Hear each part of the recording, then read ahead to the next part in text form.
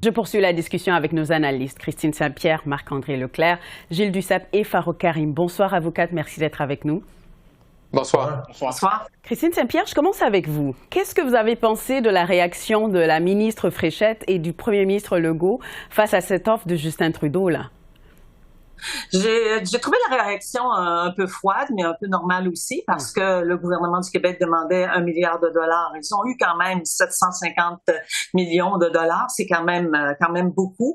Et aussi, il y a eu quand même des avancées de la part du gouvernement fédéral sur la question des demandeurs d'asile et aussi des travailleurs temporaires. Bon, il y a pas de chiffres qui ont été discutés. Il n'y a pas d'engagement d'Ottawa sur ces questions-là, mais il y a quand même une ouverture de la part du gouvernement fédéral. J'ai trouvé aussi que la réaction du premier ministre lorsqu'il dit que 100% de la pénurie de logements est due à l'immigration, je pense que là, il va un peu trop loin, un peu trop fort, il pousse le bouchon parce que vous comprenez que l'immigration à Montréal, évidemment, est importante, mais si vous allez dans d'autres coins du Québec, je pense à la question de la Gaspésie ou ma région natale, que Lilley-Kamouraska, ce ne sont pas les immigrants là, qui causent la pénurie de logements. Quant à Mme Fréchette a une personnalité, à mon avis, très froide.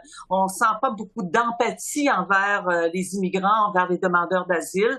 Elle possède bien son dossier, elle connaît bien ses chiffres, mais sa réaction, à mon avis, est froide, très cartésienne. Alors, bien sûr, peut-être que ça va porter fruit, peut-être que c'est la façon dont il faut parler à Ottawa. On va voir, mais pour le moment, moi, je trouve qu'il y a eu des avancées et bien sûr, il y a encore du travail à faire. Justement, Gilles Duceppe, le premier ministre Trudeau a répliqué qu'avant de fixer de nouvelles cibles, il a besoin que Québec ajuste les siennes. Qu'est-ce que vous en pensez? Moi, je pense qu'il y a beaucoup de choses qui ne sont pas claires dans ça. Ce qu'il faudrait dire, d'abord, c'est que les réfugiés, et donc demandeurs d'asile, ça ne peut relever que d'Ottawa. Parce qu'il faut être un pays souverain pour répondre aux exigences internationales. Et que les temporaires, d'autre part, ne devraient relever que de Québec. Sinon, on met en place deux bureaucraties qui s'affrontent. Puis ça, c'est pas comique quand il y a deux bureaucraties qui se mêlent les mêmes choses. Alors, si Québec avait tous les temporaires et décidait des cibles et de l'intégration de ces personnes qu'il faut traiter de façon humaine, c'est pas des numéros, là, ça irait beaucoup mieux. Chacun saurait ce qu'il faut faire. Donc, les réfugiés relevant d'Ottawa et les temporaires essentiellement et uniquement de Québec. Marc-André Leclerc, il n'y a pas grand monde qui s'attendait à une offre d'1 milliard de dollars comme le réclamait Québec de la part d'Ottawa. Est-ce que François Legault aurait plutôt dû crier victoire là avec ce qu'il a obtenu? Ben, je pense que M. Legault aurait pu, on aurait pu tourner ça d'une façon différente, avoir une vraie annonce avec les deux premiers ministres, puis dire que M. Legault aurait pu dire, je suis allé chercher des gains, je suis allé chercher quand même 750 millions, il y a eu quand même de négociations, je pense pas du côté du gouvernement du Québec, on s'attendait à demander 1 milliard et de recevoir là, directement 1 milliard du fédéral. Il y a quand même vraiment des gains qui ont été faits. Le gouvernement du Québec devrait s'en réjouir. Au niveau de fixer des cibles, là, je pense que ça va être un discours de sourds là, entre M. Legault et M. Trudeau. Je m'attends pas à ce que le gouvernement fédéral, d'ici la prochaine élection au Canada, là, fixe des cibles comme M. Legault le demande. Donc, je pense que ça, là, ça met un petit peu de brouille sur la ligne et ça n'aide pas le dossier de faire cette demande-là. Farouk Karim, justement, sur cette question d'élection, le premier ministre Legault souhaite que le sujet de l'immigration devienne l'enjeu principal des prochaines élections de l'an prochain, les élections fédérales, bien entendu. Est-ce que Justin Trudeau vient de trouver une porte de sortie avec cette annonce de 750 millions de dollars? Je crois que oui, c'est un début de réponse qu'il peut donner aux Québécois. Monsieur Trudeau, évidemment, avec Monsieur Legault, sont diamétralement opposés idéologiquement sur la politique d'immigration, on le sait depuis des années. Mais politiquement, je crois que les deux regardent les mêmes chiffres et Monsieur Trudeau, pour l'instant, dans ces sondages, c'est pas mal au Québec qui le maintient à distance de frappe des conservateurs. Et donc, il doit maintenir ses appuis au Québec et donc répondre aux besoins du Québec, notamment en matière d'immigration. C'est toujours difficile de parler d'immigration avec le Parti libéral du Canada. C'est comme aller chez le dentiste se faire arracher une dent à froid. Mais comme il y a des avancées, je crois que M. Trudeau a quelques munitions maintenant dans la prochaine année pour expliquer aux Québécois qui s'attardent à leurs problèmes. Christine Saint-Pierre, vous aviez dit un peu plus tôt que le Premier ministre Legault a affirmé il y a quelques jours que 100% des problèmes actuels du logement au Québec viennent des immigrants temporaires. Eh bien, ce n'est pas forcément le cas. Mais pourquoi est-ce qu'il dit ça? Est-ce que ça tient réellement la route, là? C'est clair que c'est le discours politique de la CAQ pour aller chercher le plus possible de votes chez les gens qui vont croire cette idée que les immigrants, eh bien, sont les personnes qui amènent au Québec tous les problèmes en éducation, les problèmes également dans le domaine de la santé, les problèmes dans le domaine du logement. Alors, c'est électoraliste et c'est la recette que M. Legault a utilisée dans ses dernières campagnes électorales et c'est la recette qu'il compte utiliser dans la prochaine campagne électorale parce que ça a été payant pour lui. Mais ça, je trouve que c'est pas digne d'un premier ministre, là, à mon avis, de montrer du doigt continuellement les immigrants. Mais on sait que c'est la façon pour lui de faire et pour la CAQ d'aller chercher des gains politiques. Il voit qu'ils descendent dans les sondages. Il voit aussi que le Parti québécois leur souffle évidemment plus que souffler dans le dos. Là, sont en avance dans les sondages. Alors il faut qu'il aille récupérer les gens les brebis garées qui sont allées vers le Parti québécois. Marc-André Leclerc, est-ce que ça tient la route cette déclaration de Legault? Non, on peut pas dire 100%, puis je pense pas qu'il y ait aucun chiffre qui peut démontrer ça. Monsieur Legault, présentement, il essaie de démontrer que la troisième voie, là, la sienne, là, entre les fédéralistes et les souverainistes, va fonctionner. Monsieur Legault dit qu'il ne veut pas attendre le grand soir pour faire des gains. C'est pour ça qu'il a mis en place un comité d'experts là, pour revoir l'autonomie du Québec. Cependant, je pense souvent qu'en politique, là, lorsqu'il était en panne d'idées, c'est là que tu crées des comités. Donc, c'est un autre comité de M. Legault. Quand on nous disait à l'interne là, du côté de la CAQ qu'eux allaient se pencher là, sur la suite des choses, s'il allait avoir des refus de M. Trudeau lors de la rencontre du mois de juin. Mais clairement, on lance le ballon par en avant et on va attendre le 15 octobre le comité d'experts qui se prononce sur comment le Québec peut avoir plus d'autonomie au sein du Canada. Justement, Farouk Karim, Marc-André Leclerc vient de parler d'autonomie. Et selon François Legault, 65% des Québécois sont favorables à ce que la province ait plus de pouvoir en immigration. Est-ce que ça pourrait relancer le gouvernement de Legault, là, l'importance qu'il porte à cette question d'autonomie? Oui, je crois que M. Legault regarde les sondages. Il sait très bien que son adversaire principal, il est du côté nationaliste. Ce n'est pas le Parti libéral du Québec qui est son adversaire principal. Et donc, il doit faire des gains nationalistes. Il doit aller chercher des gains. Il doit démontrer aux Québécois qu'il défend le Québec. Et c'est ce qu'il met de l'avant. Maintenant, c'est à voir, Mme Saint-Pierre a bien raison, là, une fois que le premier ministre libère la parole ainsi, ça crée un discours ambiant qui pourrait dégénérer, à mon avis. Moi, j'ai une crainte là-dessus dans la prochaine année, surtout que si ça devient un enjeu, comme M. Legault le veut, numéro 1 pour la campagne fédérale. Il faut faire attention à comment on discute de ces enjeux-là. Je ne dis pas de ne pas discuter de politique d'immigration, c'est une politique publique comme une autre auquel on peut débattre, mais il faut le faire avec attention et éviter de trouver des boucs émissaires. M. Legault cherche des boucs émissaires. Il a identifié les immigrants temporaires. Il identifie le gouvernement fédéral. C'est de bonne guerre, c'est une stratégie politique comme une autre, mais ça peut être dangereux pour le climat divisif au Québec. Gilles Duceppe, qu'est-ce que vous en pensez? Si M. Legault veut jouer sur cette question pour ses élections à lui au Québec, c'est dans 2 ans seulement. Il faut se rappeler ça. Et de la façon dont vont les choses depuis quelque temps, moi, je pense qu'il risque d'être le premier chef d'un parti politique dans l'histoire à se présenter non pas avec un programme, mais avec des options. En disant aux gens, si vous êtes pour le premier lien, je pourrais être pour. Si vous êtes contre, je pourrais être contre. Si vous voulez un troisième lien avec auto et autobus, je pourrais être pour. Je pourrais être contre aussi. Donc, toutes les options sont là, votez pour moi.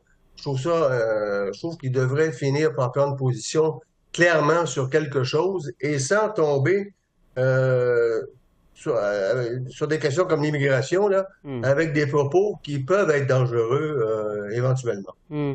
Je veux maintenant vous parler du dossier de l'ingérence étrangère. La chef du Parti vert et le chef du NPD ont des visions complètement différentes là, du rapport. Il y a des traîtres au Parlement selon Singh, mais pas selon May.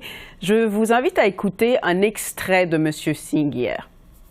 Je suis plus inquiété aujourd'hui qu'hier après avoir lu les documents.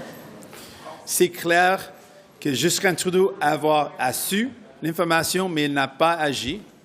et que Pierre Poilievre ne veut pas savoir les détails des allégations qui touchent directement à son parti. Christine Saint-Pierre, je commence avec vous. Elisabeth May voulait rassurer les Canadiens. Est-ce que ça devient plutôt encore plus difficile à suivre ce dossier-là? On a l'impression qu'ils n'ont pas lu le même rapport. Madame May arrive en disant qu'elle était soulagée, puis qu'elle était bien contente et tout ça. Puis là, on voit M. Singh arriver avec une déclaration où il parle de traite, puis il affirme qu'il y a à l'intérieur du Parlement des gens qui ont contribué et qui ont aidé des agents étrangers. Alors, c'est vraiment très, très grave. Et il dit aussi que, bon, c'est pas dans son parti, mais qu'il déplore que le fait que M. Trudeau ait eu le rapport au mois de mars et qu'il n'en ait pas parlé, puis que M. Poilievre veut pas aller voir ce qu'il y a dans le rapport. Donc, il sous-entend que ce qu'il y a dans le rapport, bien, ça touche les libéraux et les conservateurs. Moi, encore une fois, je l'ai dit la semaine dernière, je le répète, je trouve ça très, très dangereux pour la démocratie, la confiance que nous avons en notre démocratie. On devient moins naïf aussi lorsqu'on voit cela, et je pense que toute la lumière doit être faite sur cette question-là. C'est fondamental. Il y a des élections qui s'en viennent dans un petit peu plus d'un an au gouvernement fédéral, et c'est absolument impossible de ne pas avoir tout l'éclairage et de pas être capable de comprendre ce qui se passe et ce qui s'est passé à Ottawa. Mais là, ce que M. Singh nous dit, moi, ça m'inquiète énormément.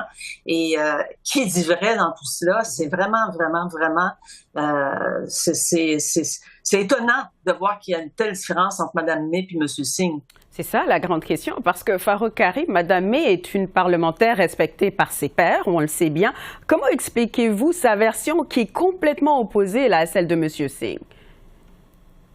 Je comprends pas non plus. Évidemment, on n'a pas accès aux informations, donc c'est difficile d'en juger. Un peu tous les électeurs, tous les citoyens, on est un peu aveugles dans cette situation-là. On doit s'en remettre à nos représentants. Moi, ce qui me fait dire, ça me fait élaborer un peu plus sur le concept de confiance en politique.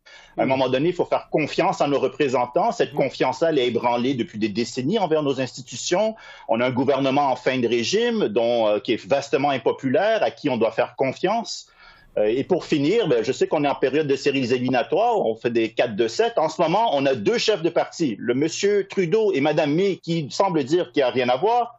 Il y a monsieur Singh de l'autre côté qui semble dire qu'il y a des traîtres. Il y a M. Poilievre qui reste dans les estrades. Il y a M. Blanchet qui va finalement lire le rapport bientôt. J'ai hâte de voir son opinion parce qu'à un moment donné, on pourrait seulement se fier à ceux qui ont lu le rapport. On ne peut pas se fier à autre chose. M. Singh, qui d'ailleurs dit qu'il a été cible d'ingérence. Marc-André, le chef conservateur, explique son refus de demander l'accès au rapport en disant qu'ensuite ses mains seraient liées s'il lisait le rapport. Est-ce que c'est un raisonnement qui se tient ou, dans le fond, est-ce qu'il évite de voir des problèmes potentiels dans son propre caucus? Moi, j'ai un grand malaise sur les propos que Mme May, M. Singh et tout ce qu'ils ont dévoilé. Là, parce qu'une cote de sécurité là, élevée comme ils ont eu, là, ça vient avec de grandes responsabilités. Là. Et là, présentement, ils ont trop dévoilé d'informations. Moi, ça me rend extrêmement perplexe. J'ai été rassuré de voir que M. Blanchet du Bloc a fait une sortie hier sur ses médias sociaux, en disant que c'est pas comme ça que ça fonctionne, que ces deux adversaires étaient pas dignes de confiance. Et moi, je pense que les deux ont joué un jeu extrêmement dangereux là. Présentement, nous, on n'a pas... Si on peut les consulter après avoir eu une cote de sécurité élevée et venir sur la place publique, faire des points de presse et donner son interprétation et beaucoup de détails, ben, tant qu'à ça, ils ont juste à rendre le rapport public à tout le monde et on pourra en juger par nous-mêmes. Mais présentement, je trouve que M. Singh, Mme May sont allés beaucoup trop loin. Une cote de sécurité, là, on ne trouve pas ça dans une boîte de céréales et c'est extrêmement dangereux le jeu qu'ils ont joué au cours des dernières heures. Gilles Duceppe, je vous donne le mot de la fin là-dessus. Chose certaine, dans le document caviardé, le nom du Bloc n'apparaît pas. D'autre part, M. Singh a dit que celui du NPD apparaissait, mais que ça ne méritait pas de sanction. Donc, il reste donc les libéraux et les conservateurs. Je pense que la façon plus simple, c'est effectivement de rendre public le rapport, de voir ce qu'il y a dedans, parce que sans ça, on commence à jouer avec la cote de sécurité de façon différente, selon qu'on se sent visé directement ou pas. On dit une chose et son contraire. Donc, ça met encore plus de perplexité et ça diminue la confiance des gens envers les élus. Donc, rendons le rapport public avec ce qu'il y a dedans, puis les noms de ceux et celles qui potentiellement y apparaissent. Oui, mais est-ce que ça ne rendrait pas nos institutions encore plus fragiles?